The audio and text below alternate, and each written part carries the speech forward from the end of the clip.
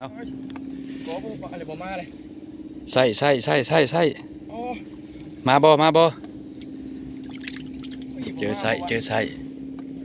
มาตีเด้มาแล้วโกยังวะใหญ่เลยเว้ย เบิ่งก่อนมันยังอันนั้นเบิ่งมันยังสูบ่ บัวชู เบิ่งคันเบ็ด แต่ว่าหัวค่านั่นนี่นะมันมีกอยังมานำนี่นะ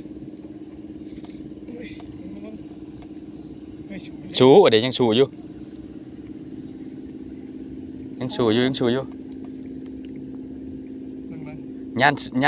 านเชือกลงบ่มันมากอเอาหยังวะ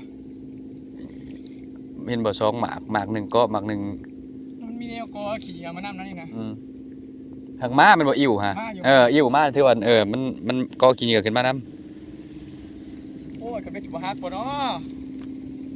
พายุถึงของแท้โอ้ยตายมันกอยังมานำวะตัวหน่อยตัวใหญ่นี่แม่นบ่คือบักใหญ่นึง สู้กันว่าสั่นอยู่เนาะ ปลาคือตัวน้อยแท้ เป็นนาทีเลยสู้กันนี่ ยังบ่ขึ้นอยู่ โอ้ยตัวน้อยๆบ่น่ะปลาหยังน่ะ โอ้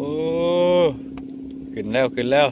ใส่สาม ปลาหยังเอ้ย ใส่สาม ถือเพียบ่ได้หยัง ปาก